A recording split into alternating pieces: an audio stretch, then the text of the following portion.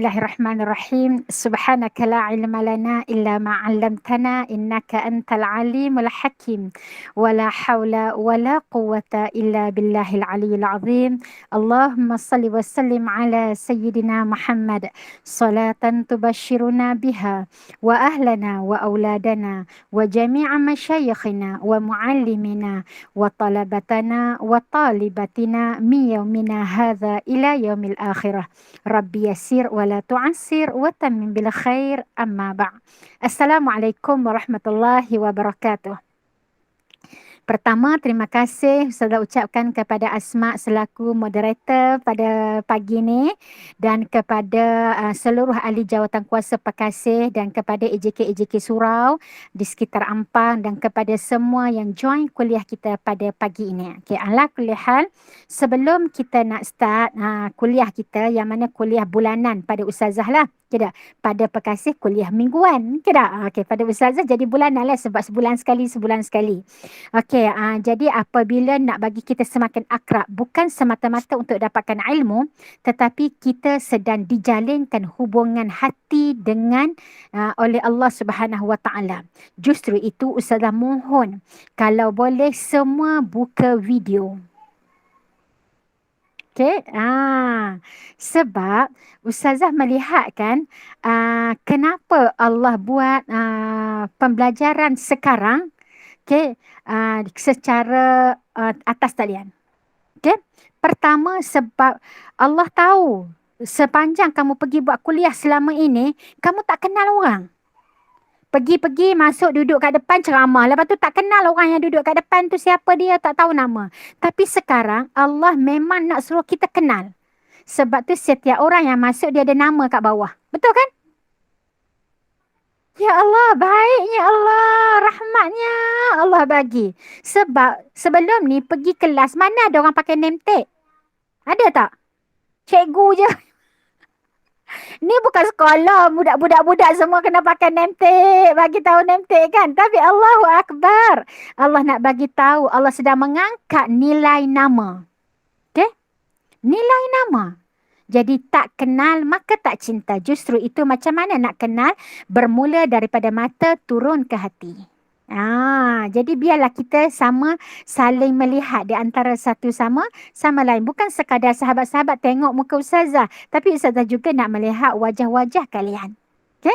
Manalah tahu kan kalau salah seorang di kalangan kita ni dapat masuk syurga lebih awal. Lalu dia kata, ya Allah, mana sahabat aku yang aku jumpa hari itu? Tengok wajah dia. Sebab orang-orang yang Allah kasihkan, Allah bagi rapat, walaupun mungkin tak kenal tapi melihat wajah, Allah akan bagi satu nur masuk dalam hati.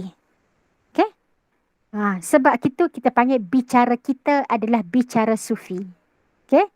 Bicara sufi maknanya tak cakap pun tapi dengan tenungan mata, dengan melihat, ya Allah, Allah alirkan perasaan kasih dan sayang. InsyaAllah. Okay? Allahu Akbar. Hari ni kita nak masuk pada tajuk kedua. Ni, siapa ada buku dah? Nak tanya dulu. Buku Kesan Dosa Dalam Hidup. Berapa orang yang ada buku? Mungkin boleh komen. Okay tak? Tak ada buku lagi. Okey, tak ada buku, tak apa. Ustazah bagi tahu sekarang kita masuk kepada tajuk kedua sebab hari ini adalah hari yang kedua. Hari kedua. Tajuk dia, dosa membutakan mata hati, memadamkan cahaya hati, menutup jalan-jalan ilmu dan menghijabkan hidayah Allah. Tu tajuk dia. Jadi, apa yang sebagaimana tajuk kita, kesan dosa dalam hidup. Apa kesan dia kalau kita buat dosa? Okay. Apabila kita buat dosa, nombor satu, kata Imam Malik, dia kata apa? Dia kata, Imam Malik dipesan dekat Imam Syafi'i. Dia kata apa? Saya telah dapat menyaksikan bahawa Allah Subhanahu Wa Taala telah menganugerahkan nur atau cahaya dalam hatimu. Maka janganlah engkau memadamkan cahaya itu dengan dosa dan maksiat. Tengok Tok Guru dia pesan. Okay? Kalau kamu pergi belajar, kamu tak dapat ilmu tu. Ya Allah, dah pergi dah belajar tapi tak faham. Tak macam mana, tak tahu, tak faham. Je tak? Ustaz cakap apa tadi? Entahlah. Tak masuk dalam telinga ni. Tak masuk dalam hati. Istighfarlah. Besar kemungkinan penghalangnya adalah dosa kamu. Okay? Kalau kita cakap-cakap anak kita tak faham cakap kita. Kan? Mungkin kita cakap dengan suami, cakap suami tak faham cakap kita. Apa yang menyebabkan penghalang itu? Besar kemungkinan dosa kita. Allahu Akbar, Allahu Akbar. Belajar untuk buat checklist diri. Jangan sibuk cari dosa orang. Okay, ingat lah? Ustazah Kok kan kata tu. Jangan sibuk cari salah orang, tapi sibukkanlah cari dosa kita. Kadang-kadang manusia ni selalu, kalau apabila disuruh tanya soalan kan, Ustazah macam mana saya nak buat anak saya ni kan, dia mula sebut. Dia sebut masalah orang. Okay? Anak saya, ya Allah, degilnya, tak nak dengar cakap, malah belajar. Dia sebut masalah anak Okay? Jadi apabila kamu sebut masalah anak, itu sebenarnya adalah masalah kamu. Kamu yang bermasalah. Sehingga Allah bagi gap. Dia tak boleh nak faham. Allahu Akbar, Allahu Akbar. Jadi sebelum nak bertanya, sebelum kita nak cerita masalah kita pada orang lain, kita kena tanya dulu pada diri kita. Okay, sekarang Tok Guru kata apa? Okay, ataupun Ibnu Qayyim kata apa? Apabila kamu buat dosa, nombor 1 dia kata menyebabkan buta mata hati. Maknanya kamu tak boleh melihat dengan wahyu Allah, dengan hati yang tenang. Contohnya, kucing datang rumah kita. Kita tak boleh nampak. Ya Allah, Allah nak datangkan kepada aku sekurang-kurangnya pada hari tarwiyah ini, Allah nak bagi tambah pahala. Kita tak nampak. Kita duduk nampak, ya Allah, dah lah orang sibuk nak raya, nak bersih yang tu. Mari berak pula kat rumah orang. Nampak tak ni? Dia tak nampak mata dia ni, dia tak nampak cahaya. Dia tak nampak apa Allah cakap dengan dia. Tapi dia hanya melihat kesusahan yang ada pada diri dia. Allahu Akbar, Allahu Akbar. Ini tanda sebab apa? Sebab dia ada buat dosa dan maksiat. Okay. Kadang-kadang bangun pagi, contohnya anak kita merengek. Contohnya yang bersekitar di sekitar rumah kita je kan, di sekitar diri kita aja. Anak kita merengek, nak umi. Kita kata pergilah, suruh kakak mandi. Kan tak? Okay, pergi mandi dengan kakak. Tak nak umi. Contohnya kan tak? Selalu tak berlaku macam ni kat kita? Selalu kan? Lepas tu kita mula naik hot lah ni. Umi nak kerja ni, ada hal ni. Anda pergi mandi cepat. Dah mula naik. Temperature mula naik dah. Sebab apa? Sebab kita tak nampak. Allah bagi tahu bahawa hari ini berilah pelukan dan kasih sayang kepada anak kamu.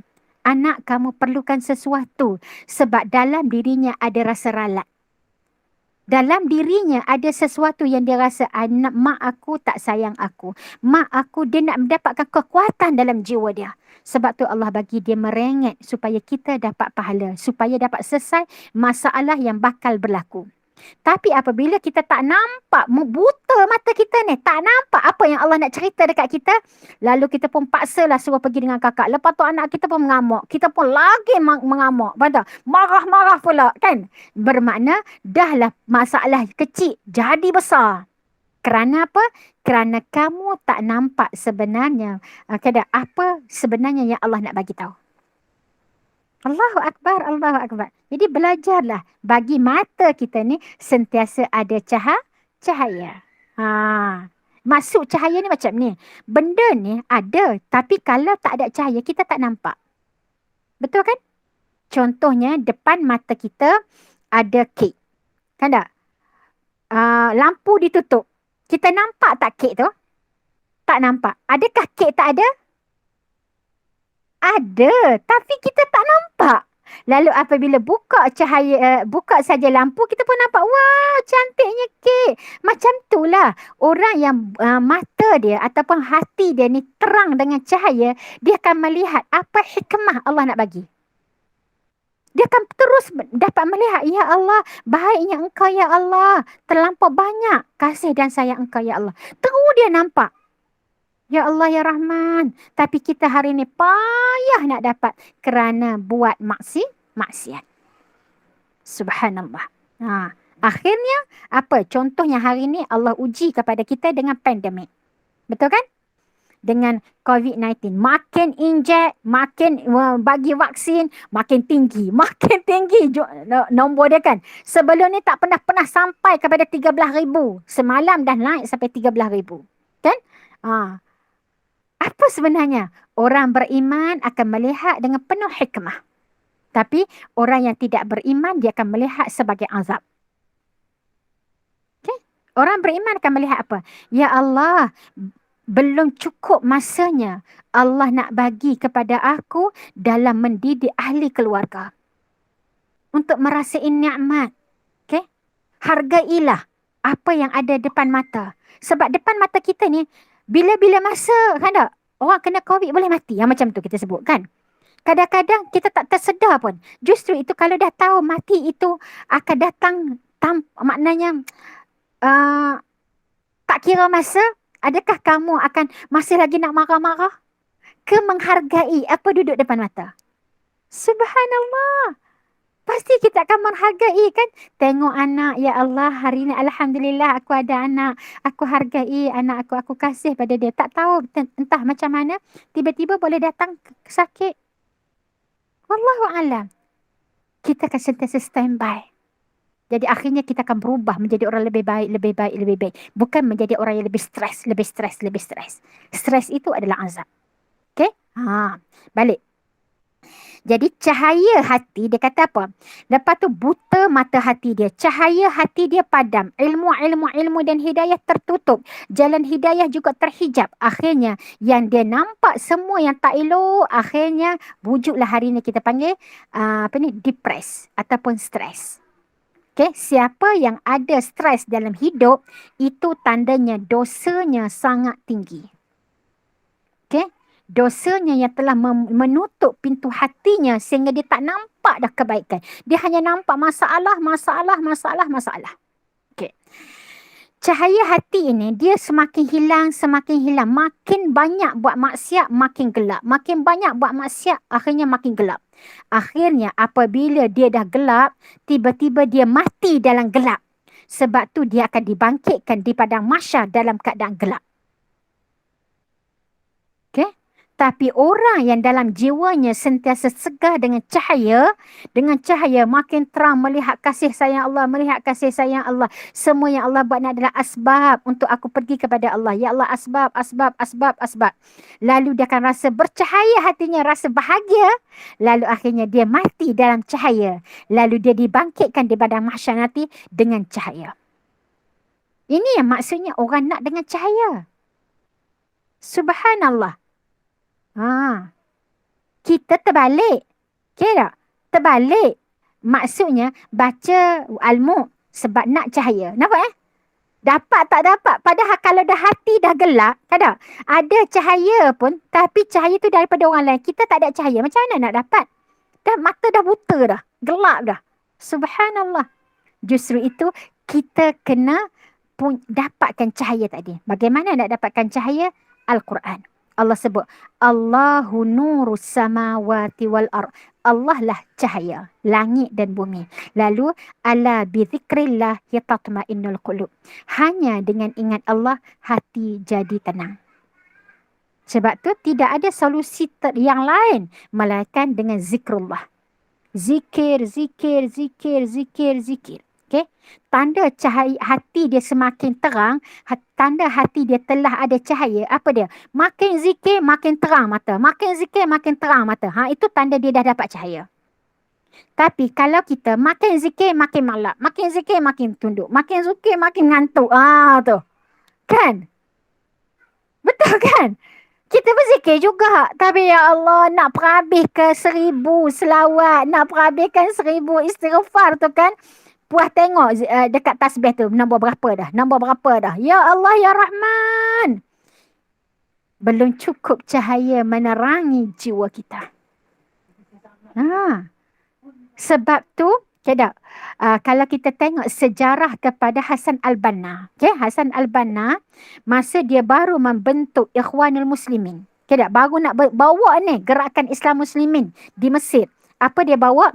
Dia kata setiap daripada ahli gerakannya mesti melazimi ma'thurah. Maksurat tu maknanya zikir-zikir yang maksud daripada Nabi sallallahu alaihi wasallam. Apabila dah biasa berzikir, kira hati tu jadi tenang. Waktu mana? Waktu pagi dengan waktu petang. Sebab waktu paling gawat dalam hidup. Betul tak ni? Waktu paling gawat dalam hidup, waktu petang dengan waktu pagi. Pagi nak pergi kerja. Okay? Petang baru balik kerja. Waktu gawat orang panggil. Tapi dia suruh buat apa? Zikir. Allahu Akbar. Kita hak tu ustazah tak kata korang, kata kat diri sendiri ni. Ada. Hak yang paling letih sekali, yang paling rasa lemah sangat. Hak apabila berzikir lepas subuh. Ngantuknya. Kan tak? Dah mula start dah tu. Ya Allah, Ya Allahu Akbar. Tak? Jadi apabila kita nak berzikir, bagi dia hilang mengantuk, tengok Allah sebut dalam Al-Fatihah, buat secara berjamaah. Ihdinas siratal mustaqim. Tunjukkan kami. Maknanya ramai-ramai. Kalau buat ramai-ramai, tak adalah mengantuk. Betul tak ni? Kalau buat seorang-seorang, duduk ulang ayat serupa je. Ni pengalaman lah ustazah sendiri. Duduk baca maksurah, duduk ulang-ulang. Tadi dah baca dah. Ulang lagi. Padahal sebab mengantuk. Hati tak hidup. Tidak. Allahu Akbar. Moga-moga kita manfaatkan sekarang ini untuk menghidupkan hati-hati kita dengan maksurat. Okay. Kemudian, bab yang ketiga. Dia kata apa?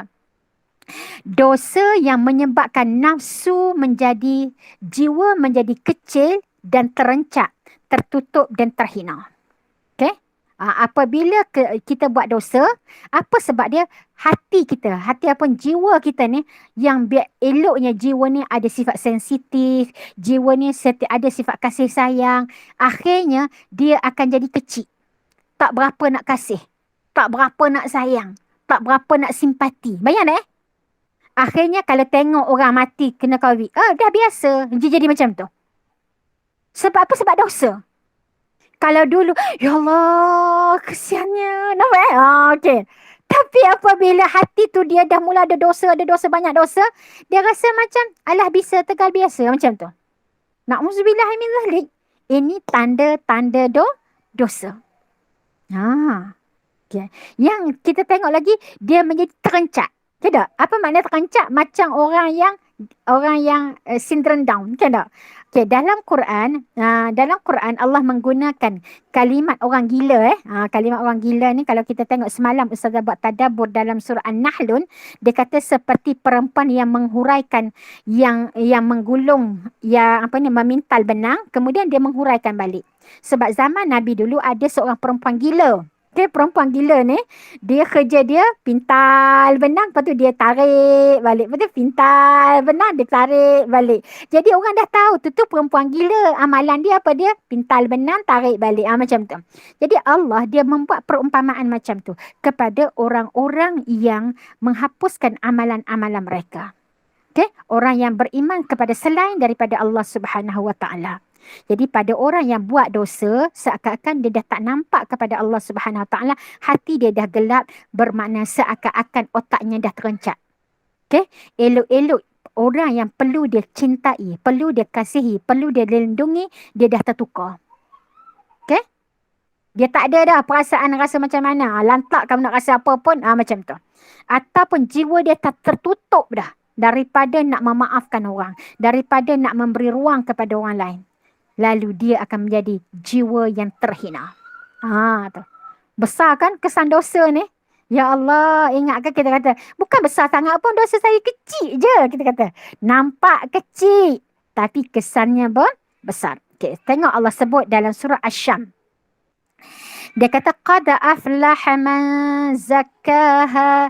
Sesungguhnya beruntunglah orang yang menyucikan jiwanya. Wa qad khaba man dassaha. Dan rugilah orang yang mengotori jiwanya. Jadi ayat ini bermakna bahawa menang dan untung orang yang telah berusaha memperbesarkan dan mempertingkatkan dan mengangkat nafsu atau jiwanya untuk melakukan ketaatan. Itulah maksudnya sebab dia guna zakah, zakat. Okay?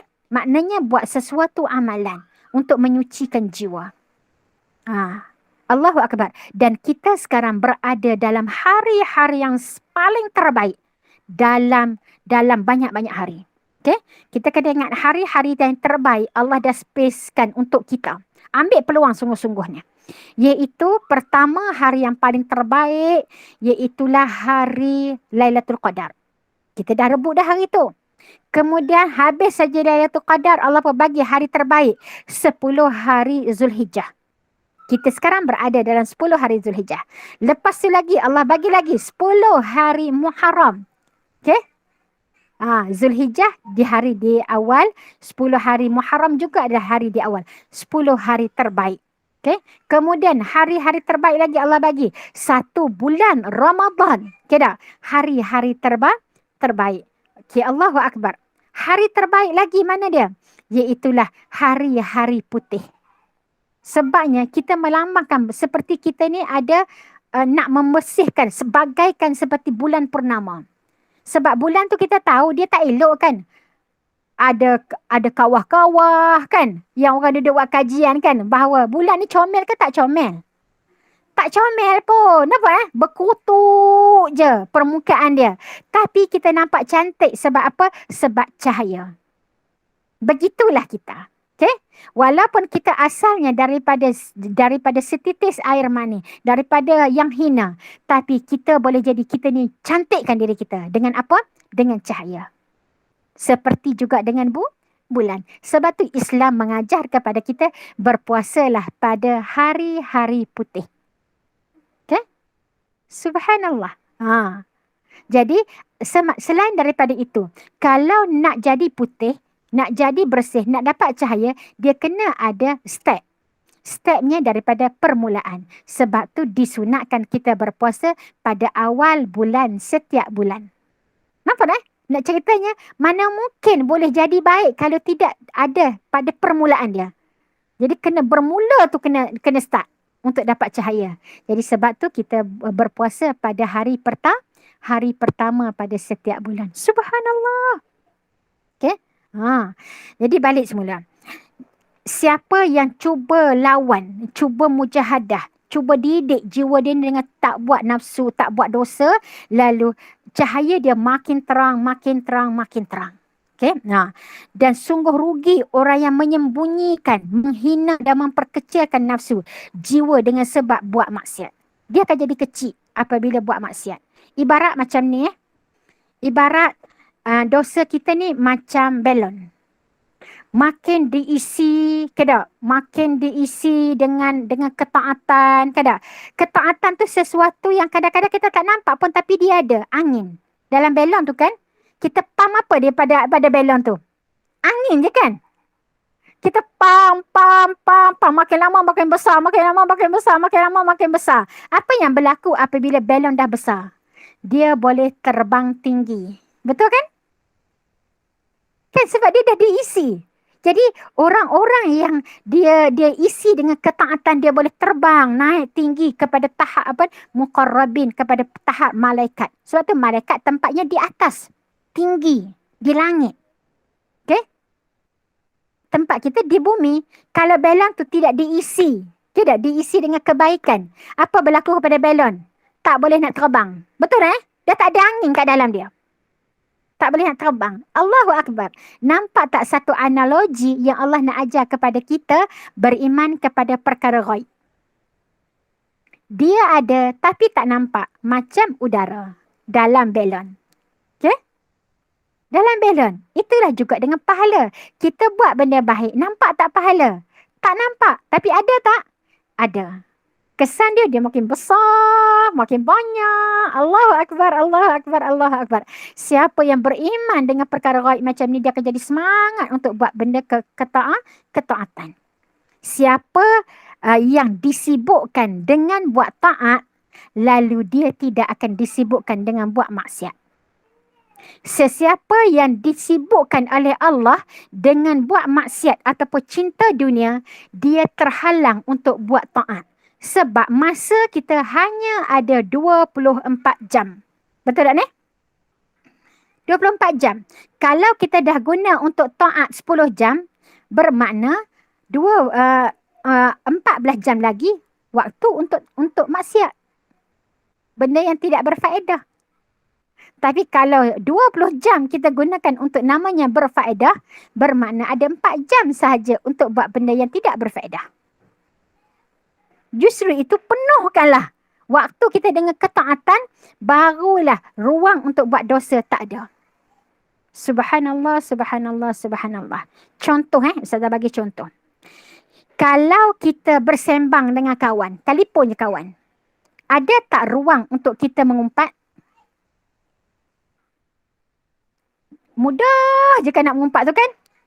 Dalam masa yang sama, kita tak telefon kawan, tapi kita bertemu dengan kawan dalam Google Meet, dalam majlis ilmu. Sempat tak nak mengumpat? Nampak tak beza tu? Kan tak sempat dah kan? Sebab duduk dengar ceramah, duduk dengar kuliah, tak dannya. Allahu Akbar. Yang tak disempat sebab kita bersembang dengan 2 orang sahaja. Allahu Akbar. Ini yang maksudnya pandai macam mana ambil peluang supaya seluruhnya menjadi satu ibadah. Dassaha, dia kata waqad khaba man dassaha, iaitu rugilah orang yang mengotori. Dassa ini maksudnya tutup atau menyembunyikan. Buat belajar tutup. Hati kecil kata nak, kan hati kecil kita selalu kata nak ngaji lah sekejap, nak buat sedekah lah, ada je kan hati kecil kita selalu berniat nak buat baik kan, tetapi kita tutup hati kita, tidak? Biarlah nantilah karang lah. Nampak dah tu? Itu maknanya dasar. Amat merugilah siapa yang cuba menutup pintu hati dia yang telah pun terbuka untuk buat baik. Tu. Bukan maknanya dia buat jahat lagi. Dia tutup hati dia. Apabila dia tutup, lalu terbukalah untuk dia ruang untuk buat jahat. Subhanallah. Jadi orang yang melakukan dosa dan maksiat menutup dan menimbun nafsu dan jiwanya di dalam tumpukan dosa dan maksiat. Disembunyikan tempat dan kedudukan jiwa tersebut. Dia berselindung daripada manusia, daripada kejahatan yang dikerjakan. Dia terpencil bersama dirinya sendiri, terpencil dan tersisih di sisi Allah dan di sisi orang-orang yang soleh. Jadi hanya dia pergi ke mana? Dia berselindung di sebalik manusia, maknanya dia hanya duduk dengan orang untuk buat benda dosa. Jadi dia berselindunglah dan dia tak dapat ruang masanya untuk dengan Allah. Kalau sibuk dengan manusia, tidak ada masa dengan Allah. Tu. Allahu Akbar, Allahu Akbar. Lalu Syekh Ibn Qayyim kata apa? Tidak ada yang menyebabkan nafsu dan jiwa menjadi kecil selain daripada buat maksiat kepada Allah. Kita tengok dalam surah An-Nahlun, Allah sebut pada ayat yang ke-58. Dia kata apa? Dan apabila dikhabarkan kepada seseorang daripada mereka bahawa dia memperolehi anak perempuan, maka merah padamlah mukanya, iaitulah hitam. Sedang dia menahan perasaan marah dalam hatinya. Dia bersembunyi daripada orang ramai kerana merasa malu disebabkan berita buruk dan disampaikan kepadanya dengan anak perempuan. Lalu dia sambil berfikir, adakah dia akan pelihara anak ini atau dia akan tanam anak ini hidup-hidup. Maksudnya dia tanam anak itu hidup-hidup, simbolik kepada dia nak sembunyikan apa yang dia rasa. Nampak tak? Dia tanam tu, dia sembunyikan. Macam itulah juga apabila orang dia menyembunyikan perasaan sakit hati dengan dilontarkan kepada orang lain. Sebab tu tanda-tanda orang buat maksiat, iaitu dia selalu cari salah orang. Dia selalu nampak salah orang. Nampak tak ni? Sebenarnya dia sedang menyembunyikan dosa dia. Lalu dia nampaklah orang buat dosa. Sebab tu kalau orang katakan, orang datang kat rumah kan, orang datang rumah kita sepah. Kita kata macam mana? Ya Allah, budak-budak ni ya Allah, asyik sepah je. Betul tak ni? Kenapa tak cakap, ya Allah minta maaf lah, saya ni memang malas nak mengamah. Kenapa tak cakap macam tu? Faham tak maksud yang Ibn Qayyim kata? Ibn Qayyim kata, iaitu maksud dosa, dia selalu menyembunyikan dosa dia dengan cara dia tujukan, dia bersembunyi di sebalik orang lain. Jadi dia tak nampaklah dosa dia. Dia hanya duduk nampak dosa orang lain. Ya Allah. Jadi lepas ni kena hati-hati. Tanda-tanda orang yang berdosa. Tu. Okay, Allahu Akbar, Allahu Akbar. Kalau dia tengok orang, dia nampak orang dosa, itu tandanya orang itu dia sedang melihat cermin. Dia sedang melihat kaca. Tapi kalau dia nampak orang, dia terus menampak kesalahan yang ada pada diri dia, itu tandanya orang itu adalah cermin buat diri dia. Nabi sebut dalam satu hadis, al-mu'min mar'atun al-mu'min mir'atun mu'min. Tidak. Mu'min itu adalah cermin kepada mu'min yang lain. Maknanya apabila kita tengok orang, nampak salah kita. Sebab orang tengok cermin kan, dia nampak muka dia ke dia nampak muka orang? Nampak muka kita lah kan. Kita tengok cermin muka. Mesti nampak muka kita. Ya Allah. Tapi kalau kita nampak orang yang duduk di belakang cermin, itu tandanya cermin itu adalah kaca. Boleh faham ya? Kaca biasa disifatkan dalam bahasa sesuatu yang mudah pecah.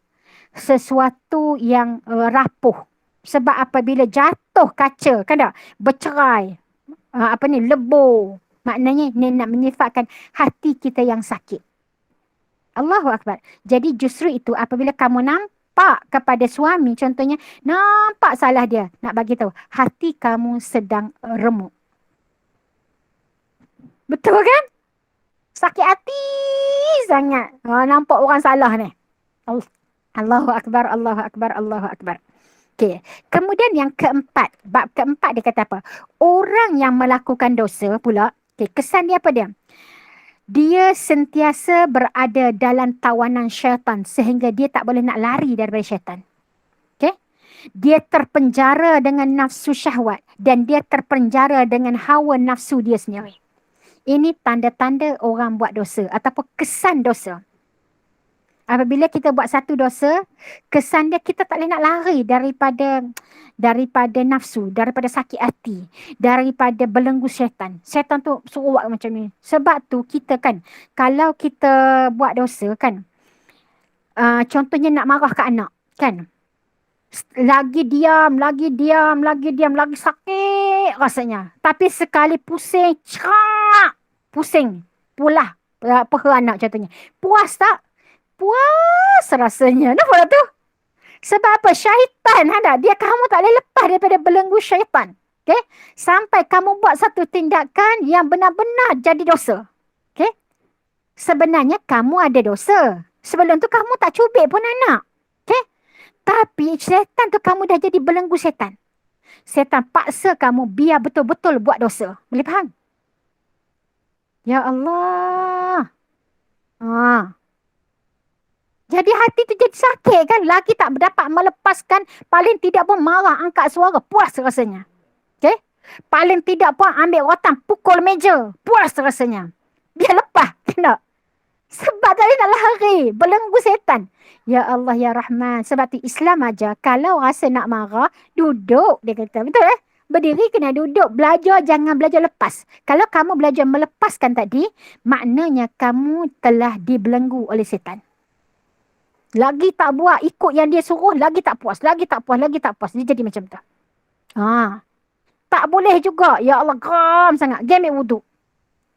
Tak boleh juga. Baring. Nampak Islam aja. Ya Allah, Ya Rahman. Kita terbalik. Patutlah Allah datangkan suami kat kita kan. Dia ada masalah ke, dia penat ke, kan tak? Dia balik-balik, dia pun baring tidur. Kita kata sedapnya, boleh dia tidur. Boleh dia tidur kan, kita kata. Kita ni, kalau dah ada masalahnya, kalau dah tengok orang sepa, tak boleh nak tidur. Letak, cuba dah tidur, tak boleh. Duduk nampak je sepah tu kan. Bangunlah buat kerja. Kan tak? Lah, siapa yang mengamuk? Kita lah mengamuk.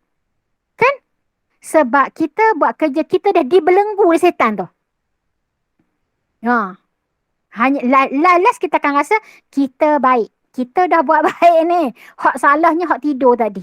Padahal hak tidur tadi ikut cara Nabi. Dia nak bagi hilang stres dia. Apabila bangun nanti bolehlah buat kerja dalam keadaan tak adalah dalam keadaan terlampau stres. Tapi kita terbaliknya, ya Allah. Duduk nampak salah. Boleh dia. Ya Allah. Buat duk. Ya, ya sedaknya. Tak kita ni kan dah. Ya Allah. Okay, balik semula. Sekarang Ibn Qayyim kata apa? Dalam satu hadis Nabi SAW, okey, syaitan adalah serigala manusia. Okey, kalau kamu duduk seorang, okey tak? Serigala lagi senang nak ngak kamu. Tapi kalau kamu duduk dalam jemaah orang-orang yang sama-sama buat baik, kamu jadi makan macam kurang sikit. Contohnya nak marah kat anak ni, tapi ada orang kat rumah kita. Kontrol tak? Kontrol. Okey tak? Tapi cuba tak ada orang. Suara lepas punya tak? Okey tak? Ya Allah, ya Rahman. Okey tak? Kalau besar kemungkinan kalau ada orang yang terdengar dekat situ, rasa macam nak terkejut. Kan tak? Okey, macam tu. Tak sangka. Macam tu. Subhanallahu Akbar. Sebab tu Allah suruh kita rasa Allah sentiasa tengok kita. Okey? Biar kita ada perasaan. Semua amalan kita Allah akan hantar pada Nabi. Malu tak Nabi tahu aku buat macam ni? Malu tak Allah tahu aku buat macam ni? Paling tidak pun rasa ihsan. An ta'budullah ka'annahu tarahu fa'inna fa'innahu fa'in fa'innahu apa ni? An ta'budullah ka'annahu tarahu fa'in lam yarahu fa'innahu yarak. Okay? Kamu beribadah kepada Allah seakan-akan kamu nampak Allah. Kalau tidak, kamu rasa bahawa Allah melihat kamu. Subhanallah, cantiknya dua orang ni. Kan tak? Kembar ke tu? Tak. Okay tak? Okay, sekarang Ibn Qayyim kata apa? Penderitaan yang dialami oleh orang yang buat dosa dan maksiat, dia tetap akan berada dalam tawanan syaitan dan penjara syahwat dan hawa nafsunya sendiri. Dia sebagai tawanan, orang yang dipenjara dan terbelenggu. Tidak terdapat keadaan tawanan yang lebih buruk selain daripada yang ditawan oleh musuhnya yang paling ketat. Tidak ada penjara yang lebih sempit dan lebih kecil selain daripada penjara hawa nafsu. Tidak ada belenggu yang paling susah dibuka selain daripada belenggu syahwat dan keinginan sendiri. Bagaimana dapat berjalan menuju Allah dan menuju ke negeri akhirat manakala hati tertawan, terpenjara dan terbelenggu. Bagaimana dia akan dapat melangkah barang selangkah jika hati telah terbelenggu? Dia akan diserang atau diserbu kejahatan dan kebinasaan daripada segenap penjuru. Sebab tu orang yang nak berubah dia kata apa? Bukan saya tak nak berubah, ya Allah, tapi duduk tak boleh nak berubah. Iyalah, sebab terbelenggu. Okay? Sebab tu kaedah siapa nak berhijrah, siapa nak berubah, dia kena berhijrah. Okay? Daripada kalau dia nak berubah, dia kata contohnya saya ni memang sangat nak berubah, nak hafaz Quran. Contohnya tak? Apa perlu kamu buat? Berhijrah. Keluar daripada rumah, kamu kena pergi satu kelas. Contohnya. Kena pergi ada satu kelompok yang sama-sama hafaz Quran. Baru kamu boleh menghafaz Quran. Okay? Subhanallah. Kalau tidak, kamu terbelenggu. Okay? Terbelenggu dengan dosa. Dan kebanyakan wanita, sebab kita bincang hari ini tentang wanita. Apa dosa wanita? Cinta rumah tangga. Cinta dunia. Sebab tu kita sebut, kalau duduk kat rumah, macam-macam nampak kerja nak buat. Betul kan? Cinta. Dah kasih, betul kan? Macam-macam nak buat. Ya Allah, ya Rahman. Tapi kalau kita pergi kat Mekah, solid boleh beribadah. Beza. Sebab hati kita tidak terbelenggu. Kita dah istighfar. Nak pergi haji tu dah istighfar dah. Betulkan niat, ya Allah, aku nak beribadah, aku nak beribadah, aku nak beribadah. Betulkan niat dah. Duduk kat Malaysia, niat tak sempat nak pasang. Hanya buat apa yang Allah suruh. Okay? Niat tak ada nak pasang pun lagi. Buat je Allah suruh solat. Solat.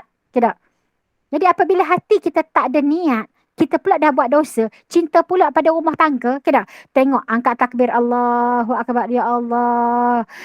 Berabuknya lepas solat nanti nak sapuh ni. Macam dah hidup lepas solat. Kan? Ya Allah, ya Rahman. Cinta. Nampak Tak tahulah nak buat macam mana ni hendak. Nak buang cinta dalam hati tu terhadap rumah ni hendak. Okey. Tetapi cara di antara yang Ustazah boleh share, apa dia? Fikir, aku buat seperti ni supaya orang dalam rumah ini hendak semua dapat tenang beribadah kepada Allah. Niat betul.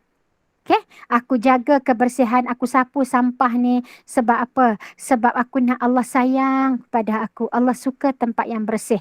Supaya semua ahli rumah aku akan selesa. Lalu apabila dia selesa dengan beribadah kepada Allah, lalu aku akan dapat pahala. Takut-takut tak ada nak niat macam tu.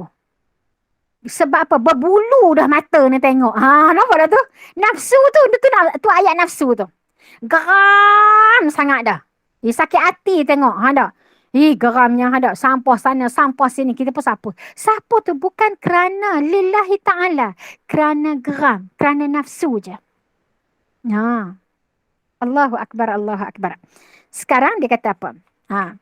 Jadi, apa perlu dibuat? Okay. Ada beberapa pokok pangkalnya ialah jika hati seorang hamba itu semakin jauh daripada Allah, dia sebenarnya semakin terdedah kepada kejahatan dan cinta pada dunia. Semakin dia dekat dengan Allah, dia akan jauh daripada kebinasaan dan dunia. Okay? Semakin dia dekat dengan Allah. Contohnya dia kata, okay, aku nak habiskan 1 juzuk Quran hari ni. Lagi tak habis, dia kata, lagi tak habis 1 juzuk, aku tak nak buat kerja apa pun. Jadi dia kuat semangat. Sebab dia ada kedekatan dengan Allah. Kita niat juga, hari ni nak baca 1 juzuk. Niat ni nak baca 1 juzuk. Baru buka, Bismillahirrahmanirrahim, 1 muka surat. Okay tak? Anak panggil, Mi nak air, kita pergi dapur. Niat tu nak pergi ambil air untuk dia je. Tapi tengok-tengok, ya Allah, pinggan mangkuk banyaknya dalam sink. Basuh kejap. Nampak dah? Dia panggil tak? Dunia ni panggil je kita. Je tak? Sebab kita ada dosa. Astaghfirullahaladzim. Okay. Kemudian ada beberapa martabat dan pangkat taraf kerenggangan dan kejauhan hamba daripada Allah. Yang pertama, orang tu kita panggil dia ghaflah, lalai. Bukan dia nak buat tapi terleka orang panggil. Apabila manusia ni terleka, Allah akan panggil dengan namanya, Ya ayyuhallazina amanu. Nampak ni? Sebab Allah tahu manusia ni apabila dia buat satu kerja, dia jadi leka. Kita kan duduk kat dapur buat kerja semua kan, tak sedar masa kan. Ya Allah, dah siap tu kan. Ya Allah, dah pukul 11 dah. Contohnya. Tak sedar pun. Kalau orang pergi kelas, tengok-tengok orang balik. Ya Allah, pukul berapa dah ni? Ya Allah, kita duduk sedia kain apa semua tak sedar. Orang pergi kelas dah balik. Macam tu. Betul kan? Leka, orang panggil. Jadi, kepada orang yang leka, dia kena sentiasa dengar panggilan Allah. Dia kena dengar orang bagi nasihat. Okay? Dia kena dengar. Istilah dia. Sebab tu orang yang leka lah Allah panggil. Allahu Akbar, Allahu Akbar. Namanya azan. Siapa yang bunyi azan, dia dah duduk dalam masjid, dia tidak termasuk dalam kategori leka. Okay? Tetapi siapa yang bunyi azan, dia sedang buat kerja lain.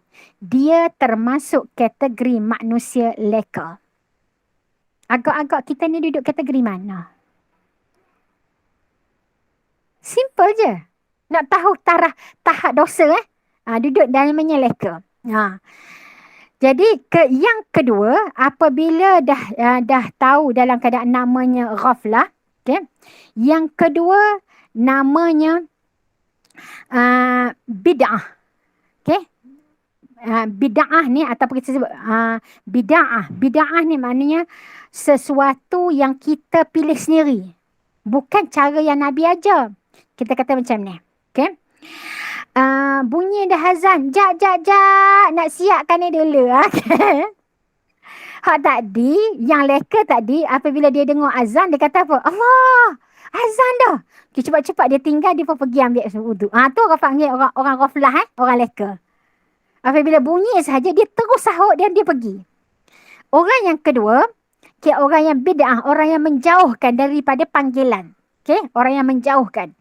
Dia dengar Tapi dia kuatkan hati dia. Nak buat sikit lagi ni, tak siap lagi ni. Okay, kejap je lagi.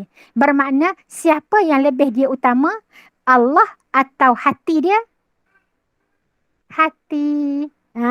Tu.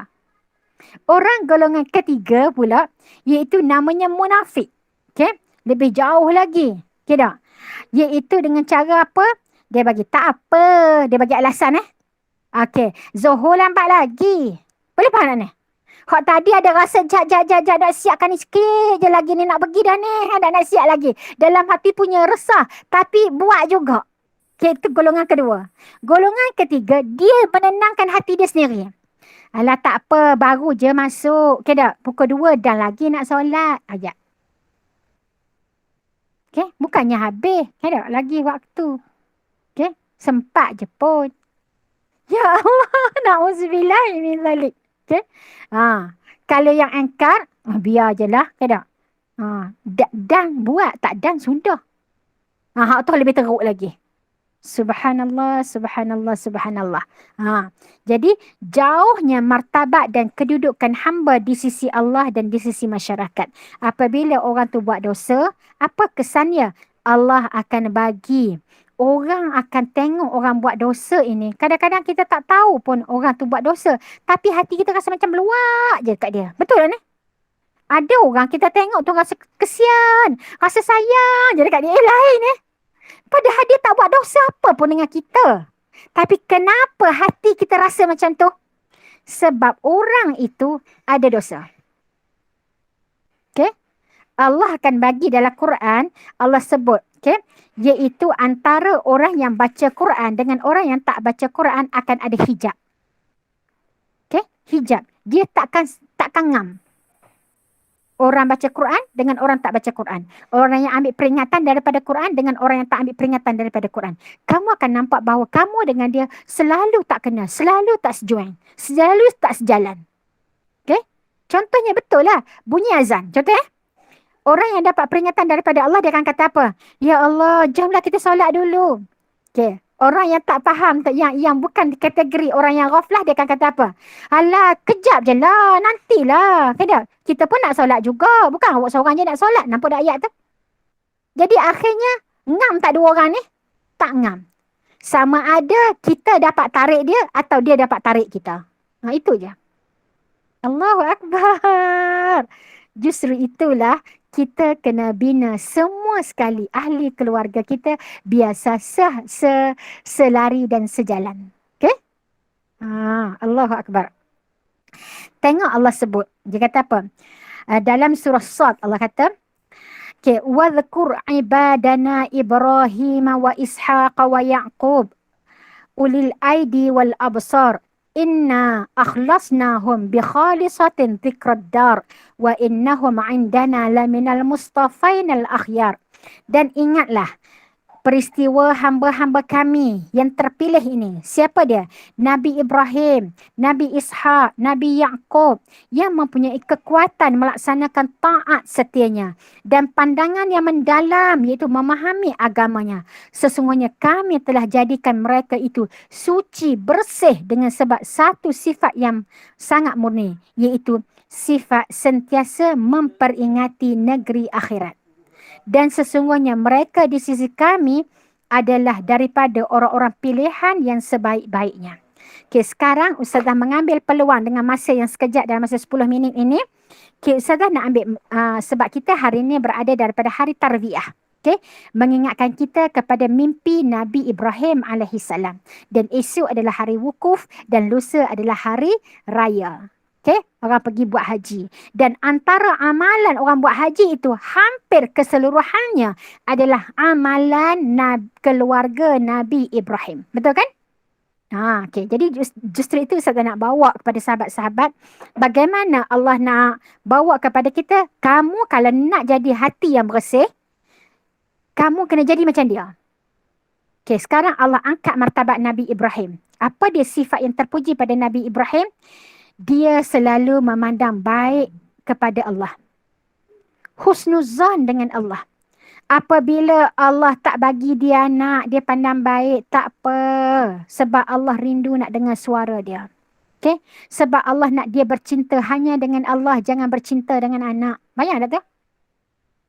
Allahu Akbar. Apabila dia dapat anak, Allah suruh letak anak dia dekat Mekah. Tak? Dia kata tak apa. Allah tahu dalam hati aku dah ada cinta anak. Sekarang Allah nak aku hanya dengan Allah. Faham tak? Dia cuba membawa jiwanya untuk taat kepada Allah. Yang paling penting dalam hati aku asal Allah redha.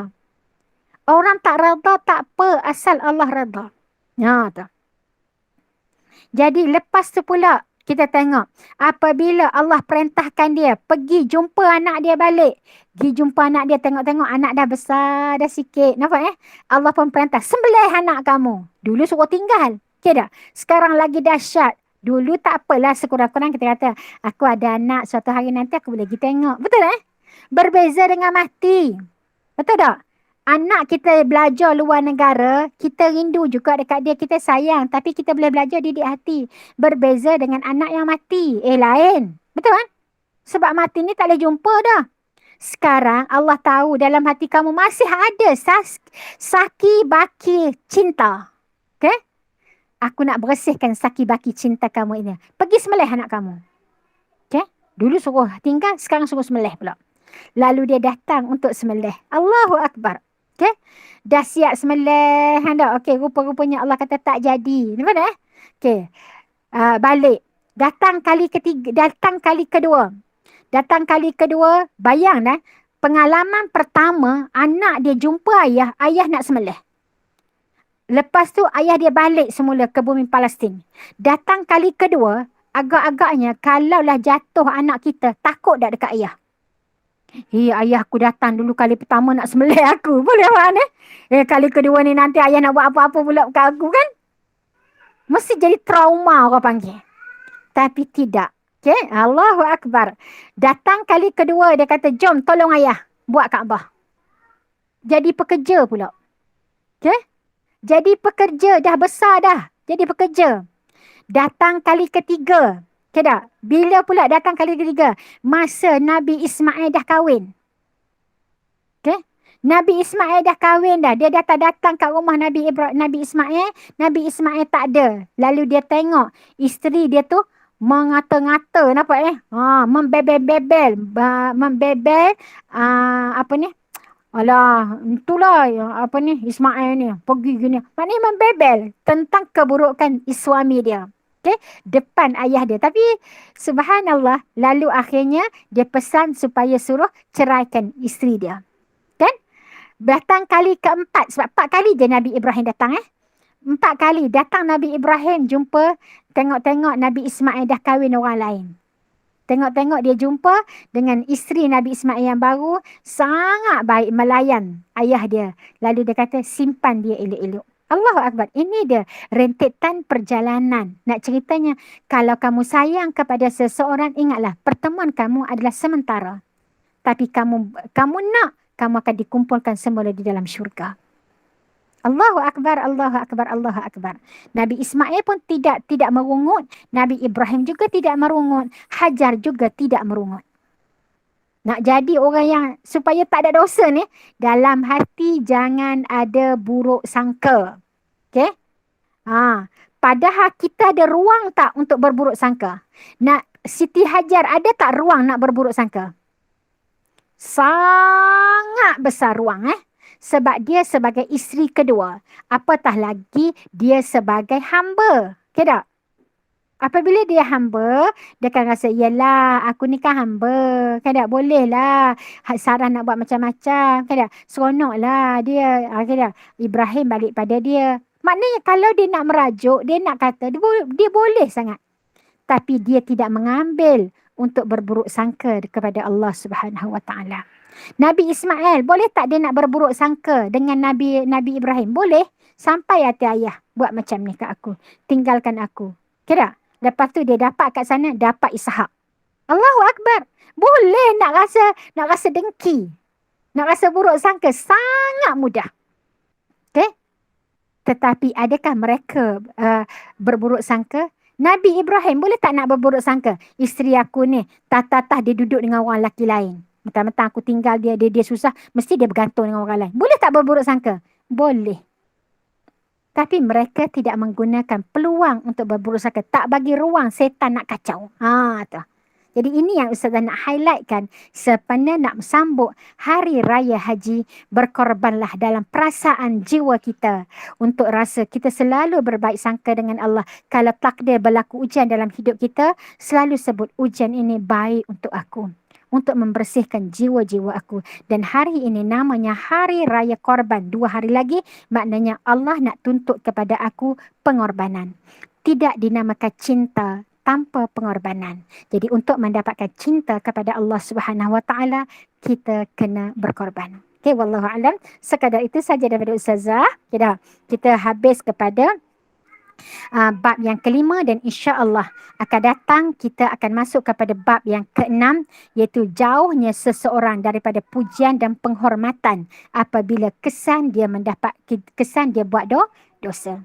Okey, wallahu alam.